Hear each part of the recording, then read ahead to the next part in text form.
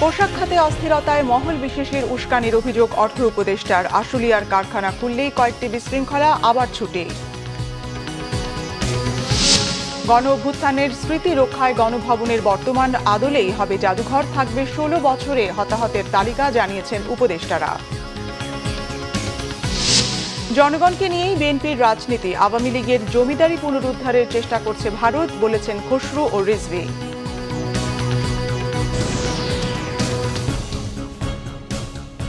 দেখছিলেন crown cement সংবাদ শিরোনাম, এবারে বিস্তারিত।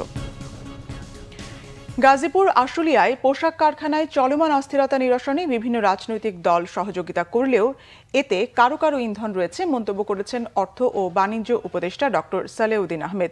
তবে পরিস্থিতি দ্রুতই উন্নতির আশা তার। রাঘব বোয়ালের ব্যাংক হিসেব জব্দ করা হচ্ছে, তাদের বিরুদ্ধে তদন্ত আরও জোরদার করা হবে বলেও জানিয়েছেন অর্থ ও বাণিজ্য উপদেষ্টা। শনিবার রাজধানীতে Bangladesh institute of governance management BIGM এর কর্মকর্তাদের সঙ্গে বৈঠক শেষে সাংবাদিকদের এসব বলেন তিনি। ডক্টর সালেউদ্দিন আহমেদ জানান, অর্থনীতিতে শৃঙ্খলা ফেরাতে কাজ করছে সরকার। কালো টাকার বিষয়ে জাতীয় রাজস্ব NBR ব্যবস্থা নেবে। আলু, পেঁয়াজের মতো নিত্যপণ্যের দাম কমাতে শুল্ক ছাড় দেওয়া হয়েছে। একই সঙ্গে কাজ চলছে সিন্ডিকেট ভাঙতে, তবে বাজারে তার ইতিবাচক প্রভাব পড়তে কিছুটা সময় লাগছে বলে মন্তব্য করেন অর্থ ও বাণিজ্য উপদেষ্টা। ইন্ধন দিচ্ছে, এদের আমরা সহযোগিতা করছে। ইন্ধন যারা দিচ্ছে তাদের ব্যাপারে তো সহযোগিতা করছে। এবং এখন ল অ্যান্ড অর্ডার সিচুয়েশন, একা তো পুলিশ পারবে না, আর্মি বিজিও পারবেন, তো এটা নিয়ে যথেষ্ট উন্নতি হয়েছে।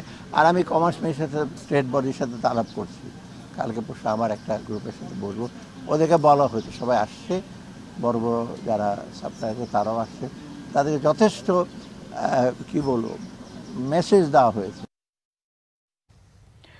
টানা কয়েকদিনের বিশৃঙ্খলা শেষে কড়া নিরাপত্তায় আজ খুলেছে সাভার আশুলিয়ার বেশিরভাগ কারখানা। তবে শ্রমিক বিক্ষোভের জেরে বেশ কয়েকটি কারখানায় আবার ছুটি ঘোষণা করেছে মালিকপক্ষ। সকালে শান্তিপূর্ণভাবেই বেশিরভাগ কারখানায় কাজে যোগ দেয় শ্রমিকরা, কিন্তু বেশ কয়েকটি কারখানা হঠাৎই ছুটি ঘোষণা করে। নিশ্চিন্তপুর এলাকার অনন্ত গার্মেন্টস সহ কয়েকটি কারখানায় কাজে যোগ না দিয়ে বিক্ষোভ করে শ্রমিকরা। আতঙ্কিত হয়ে আরও কয়েকটি কারখানায় ছুটি ঘোষণা করে মালিকপক্ষ।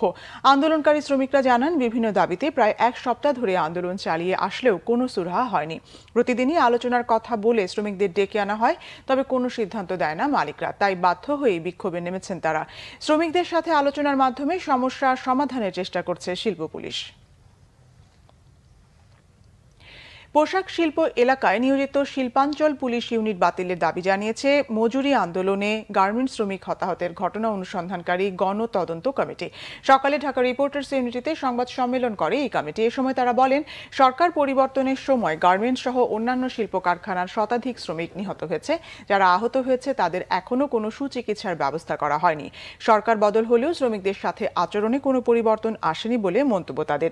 মজুরি নিয়ে যাতে শ্রমিকদের আন্দোলনে নামতে না হয় সেটি নিশ্চিতের পাশাপাশি শ্রমিক হত্যার যথাযথ তদন্ত করে দায়ী ব্যক্তিদের দৃষ্টান্তমূলক শাস্তি নিশ্চিত সহ 9 দফা সুপারিশ করে গণতদন্ত কমিটি। প্রধান উপদেষ্টা অধ্যাপক মোহাম্মদ ইউনূস গণ অভ্যুত্থানে মারাত্মক আহতদের দেখতে নিউরো সায়েন্স ইনস্টিটিউট ও হাসপাতাল পরিদর্শন করেছেন। সকালে রাজধানীর আগারগাঁওয়ে নিউরো সায়েন্স ইনস্টিটিউট ও হাসপাতালে তাদের চিকিৎসার খোঁজ খবর নেন তিনি। আন্দোলনের সময় আইনশৃঙ্খলা বাহিনীর গুলিতে আহত 8 ছাত্র সহ 11 জন এই হাসপাতালে চিকিৎসাধীন রয়েছেন। এর মধ্যে মাথায় গুলি লাগা 4 জন ছাত্র রয়েছেন হাসপাতালের ICUতে। তাদের অবস্থার উন্নতি হচ্ছে বলে প্রধান উপদেষ্টাকে জানান নিউরো সায়েন্স ইনস্টিটিউট ও হাসপাতালের পরিচালক ডাক্তার কাজীদ্দিন মোহাম্মদ। গণ অভ্যুত্থানের স্মৃতি ধরে রাখতে গণভবনের বর্তমান অবস্থা অবিকল রেখে জাদুঘর করতে দেশি বিদেশি প্রতিষ্ঠানের সহায়তা নেওয়া হবে, জানিয়েছেন তথ্য ও সম্প্রচার বিষয়ক উপদেষ্টা নাহিদ ইসলাম। শনিবার গণভবন পরিদর্শনে গিয়ে তিনি এসব কথা বলেন। বেলা 11:30টার দিকে গণভবনে যান শিল্প বিষয়ক উপদেষ্টা আদিলুর রহমান খান, যুব ও ক্রীড়া বিষয়ক উপদেষ্টা আসিফ মাহমুদ এবং তথ্য ও সম্প্রচার বিষয়ক উপদেষ্টা নাহিদ ইসলাম। পরিদর্শন শেষে সাংবাদিকদের সঙ্গে কথা বলেন এই 3 উপদেষ্টা। এ সময় এক প্রশ্নের জবাবে আদিলুর রহমান বলেন, সিলেটে মাজারে হামলা এবং শিক্ষা প্রতিষ্ঠানের শিক্ষকদের নাজেহালকারীদের বিরুদ্ধে কঠোর ব্যবস্থা নেওয়া হবে।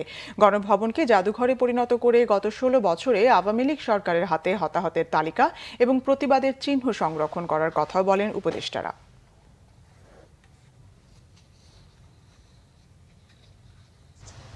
জনগণ এইটি জয় করেছে এবং অনেক রক্তের এবং আত্মত্যাগের ভিতর দিয়ে আমরা কিন্তু এই 5ই আগস্টের মুহূর্তটি পেয়েছি। ফলে সেটি জনগণের জন্য উন্মুক্ত করে দেওয়া এবং জনগণের বিজয়কে ধারণ করে রাখার উদ্দেশ্যেই এই গণভবনকে জাদুঘরে পরিণত করা হবে।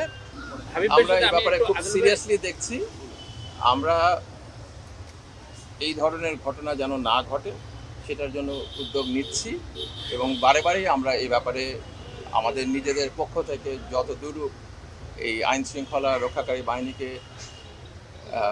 ডিপ্লয় করে কাজ করা যায় সেটা চেষ্টা করছি। আমরা এটা একেবারেই গ্রহণযোগ্য না, এটা বারে বারে বলেছি। বিএনপির আগামী রাজনীতি হবে বাংলাদেশের মানুষ ও তারুণ্যের আশা আকাঙ্ক্ষা এবং প্রত্যাশাকে প্রাধান্য দিয়ে বলেছেন দলের স্থায়ী কমিটির সদস্য আমির খসরু মাহমুদ চৌধুরী। শনিবার দুপুরে খাগড়াছড়ির দীঘিনালার মেরুং উচ্চ বিদ্যালয় মাঠে কেন্দ্রীয় স্বেচ্ছাসেবক দলের উদ্যোগে বন্যায় ক্ষতিগ্রস্তদের মাঝে ত্রাণ বিতরণকালে তিনি কথা বলেন। আমির খসরু আরও বলেন, দেশের মানুষের সমস্যাকে চিহ্নিত করে বিএনপি জনগণকে সাথে নিয়ে তা সমাধানে রাজনীতি করেছে, আগামীতেও করবে। বিএনপির রাজনীতির শক্তি জনগণ। পরে জেলা সদরে কেন্দ্রীয় স্বেচ্ছাসেবক দলের উদ্যোগে বন্যায় ক্ষতিগ্রস্তদের মাঝে ত্রাণ বিতরণ শেষে মুক্ত মঞ্চে জেলা বিএনপির সম্প্রীতি সমাবেশে যোগ দেন তিনি। শেখ হাসিনা পলায়ন করার পরে বাংলাদেশে একটি নতুন যুগের সূচনা হয়েছে, তাই না? আমরা একটা আগামীর বাংলাদেশের স্বপ্ন দেখছি না? এই আগামীর বাংলাদেশের রাজনীতি হবে কিন্তু ভিন্ন। আগামী বিএনপির বাংলাদেশের রাজনীতি হবে বাংলাদেশের মানুষকে নিয়ে, বাংলাদেশের মানুষের প্রত্যাশা নিয়ে, বাংলাদেশের মানুষের আকাঙ্ক্ষা নিয়ে, বাংলাদেশের মানুষের সমস্যা নিয়ে, বাংলাদেশের মানুষের ভবিষ্যৎ নিয়ে, বাংলাদেশের ভবিষ্যৎ নিয়ে এই নতুন রাজনীতি আমরা করতে যাচ্ছি। ভারত আওয়ামী লীগের জমিদারি পুনরুদ্ধারের চেষ্টা করছে বলে মন্তব্য করেছেন বিএনপির সিনিয়র যুগ্ম মহাসচিব রুহুল কবির রিজভী। তিনি বলেন, বাংলাদেশের জনগণের পক্ষে না থেকে ভারত আওয়ামী লীগের সাথে একপক্ষীয় যোগাযোগ রক্ষা করলে জনগণ তা মেনে নেবে না। সকালে নার্সেস অ্যাসোসিয়েশন অফ বাংলাদেশের ২১তম প্রতিষ্ঠা বার্ষিকী উপলক্ষে শেরেবাংলা নগরে বিএনপির প্রতিষ্ঠাতা শহীদ রাষ্ট্রপতি জিয়াউর রহমানের মাজারে শ্রদ্ধা জানান বিএনপির সিনিয়র যুগ্ম মহাসচিব রুহুল কবির রিজভী। এ সময় শহীদ জিয়ার আত্মার মাগফিরাত এবং দেশ ও জাতির সমৃদ্ধি কামনায় মোনাজাত করা হয়। পরে রিজভী সাংবাদিকদের বলেন, ২০০৯ সালের পিলখানা হত্যাকাণ্ড ছিল দুরভিসন্ধিমূলক। এই হত্যাকাণ্ড নিয়ে প্যান্ডোরার বক্স খুলতে শুরু হয়েছে। দেশের নিরাপত্তা বিঘ্নিত করতে এই ঘটনায় বিদেশি হস্তক্ষেপ ছিল কিনা তা পুনঃ তদন্তে বেরিয়ে আসবে। বলেন, সুষ্ঠু ভোটের স্বার্থে কারো কাছে মাথা নত করবে না এমন নির্বাচন কমিশনে চায় বিএনপি। বাংলাদেশ নিয়ে ভারতের প্রতিরক্ষা মন্ত্রীর বক্তব্য উদ্বেগজনক উল্লেখ করে তিনি বলেন, দুই দেশের অনেক অমীমাংসা বিষয় থাকলেও ভারতের উচিত বাংলাদেশের সার্বভৌমত্বকে শ্রদ্ধা করা। যে বঙ্গবন্ধুর কন্যা পালায় না, কত ইনিয়ে বিনিয়ে তিনি বলেছেন ওবায়দুল কাদের সাহেব। কোথায় আজকে শেখ মুজিবের কন্যা? শেখ হাসিনা যখন পালিয়ে গেলেন এবারে বধূবরণের মতো বরণ করলেন ভারতীয় শাসক গোষ্ঠী। আপনারা কি নববধূকে সান্ত্বনা দেওয়ার জন্য, তার যে জমিদারি পুনরুদ্ধারের জন্য কোনো কাজ করছেন? তাহলে প্রতিরক্ষামন্ত্রী এভাবে কথা বলছেন কেন? শেখ হাসিনা আজকে বাংলাদেশে নেই। এই কষ্ট, এই দুঃখ ভারতের নীতি নির্ধারকরা কি ভুলতে পারছেন না? আপনারা যদি ওয়ান ওয়ে ট্রাফিক হয়ে কোনো একটি বিশেষ ব্যক্তি এবং দলের প্রতি আপনাদের যদি যোগাযোগ থাকে বা যোগাযোগ রক্ষা করেন, তাহলে বাংলাদেশের মানুষ সেটিকে ভালোভাবে মেনে নেবে না। এই ছিল এখনকার মতো। পরের সংবাদ সন্ধ্যা ৬টায়, এর আগে ৫টায় নিউজ টপ 10। এছাড়া বাংলা ভিশন সংবাদ ও সংবাদ সংশ্লিষ্ট অনুষ্ঠান দেখতে ভিজিট করুন www.bbnews24.com ও facebook.com/banglavisionnews এবং সাবস্ক্রাইব করুন youtube.com/banglavisionnews। ধন্যবাদ।